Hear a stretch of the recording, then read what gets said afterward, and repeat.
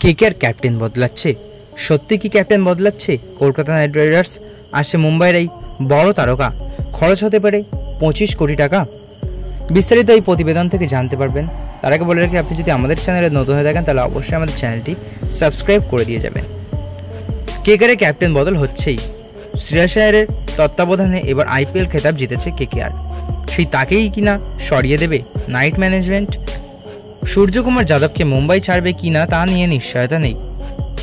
এখনও পর্যন্ত কজন ক্রিকেটারকে রিটেন করা যাবে তা সরাসরি সরকারিভাবে ঘোষণা করেনি আইপিএল গভর্নিং কমিটি। তবে নিয়ম অনুযায়ী মেগা নিলাম এর আগে অর্থাৎ ডিসেম্বরের আগেই ট্রেডিং করা যেতে পারে।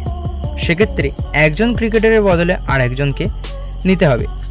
সূত্রের খবর, রোহিত শর্মার পর হার্দিক পান্ডিয়াকে ক্যাপ্টেন করা হয়েছে মুম্বাই ইন্ডিয়ান্সকে। তারপর থেকে বিভিন্ন বিতর্কিত খবর সামনে এসেছে অনবরত। তবে দেখার বিষয় শেষ পর্যন্ত মুম্বাই কাকে অধিনায়ক করছে এবং কাদেরকে ধরে রাখছে। তবে জোর জল্পনা, রোহিত সূর্যের মতো ক্রিকেটাররা যদি দল পরিবর্তন করেন সেটা ট্রেডিংয়ের মাধ্যমেই হওয়ার সম্ভাবনা। নিলামে না উঠে ট্রেডিং, সেটা করতে হবে নিলামের আগে অর্থাৎ ডিসেম্বরের আগে। এই মুহূর্তে অনেক খবরই উঠে আসছে যে রোহিত শর্মা কলকাতায় আসতে পারেন, সূর্যকুমার যাদব কলকাতায় আসতে পারেন, কিন্তু তা নিয়ে এখনই কিছু সিওরিটি দেওয়া যাচ্ছে না। 2025-এর আইপিএলের আগে মেগা অকশন হচ্ছে, তার ইঙ্গিত দিয়েছে বিসিসিআই। অন্তত 6 জন ক্রিকেটারকে রিটেনশনের সিদ্ধান্তে সিলমোহর দিতে পারে বোর্ড। খবর এমনই।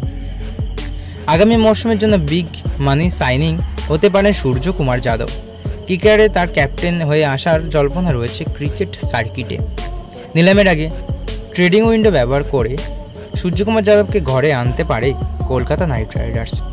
সম্প্রতি ভারতের টি-20 অধিনায়ক হয়েছেন সূর্যকুমার যাদব, ফলে তার এখন বাজার দর অনেকটাই বেড়ে গিয়েছে। তার মধ্যে হার্দিক পান্ডিয়া মুম্বাইয়ের ক্যাপ্টেন হওয়ার পর থেকে দলের মধ্যে চাপ ও অসন্তোষ তো চলছেই। সূর্যকুমার বর্তমানে মুম্বাই থেকে পান 12.2 কোটি টাকা। কেকেআর তার জন্য সর্বোচ্চ 15 কোটি টাকা পর্যন্ত খরচ করতে পারে বলে খবর। এমন পরিস্থিতিতে রেকর্ড অঙ্ক পেতে পারেন সূর্যকুমার যাদব। আইপিএলে রেকর্ড চুক্তি করেছিলেন মিচেল স্টার্ক। কেকেআর এই তারকাকে নিয়েছিল 24.75 কোটি টাকা দিয়ে। এখন দেখার সূর্যকুমার কি সেই রেকর্ড ভেঙে কেকেআরে আসবেন। এর জন্য আমাদেরকে ওয়েট করতে হবে ট্রেডিং উইন্ডো এবং নিলামের আগে পর্যন্ত।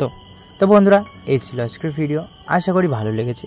ভালো লাগলে অবশ্যই একটি লাইক করবেন এবং এরকম নিত্য নতুন খবর এবং ক্রিকেট নিউজ এবং অন্যান্য সব স্পোর্টস নিউজ পেতে আমাদের ওয়াতান রিপোর্ট চ্যানেলটিকে অবশ্যই সাবস্ক্রাইব করে দিয়ে যাবেন এবং আমাদের ফেসবুক পেজ ওয়াতান রিপোর্টটাকে অবশ্যই ফলো করে দিয়ে যাবেন।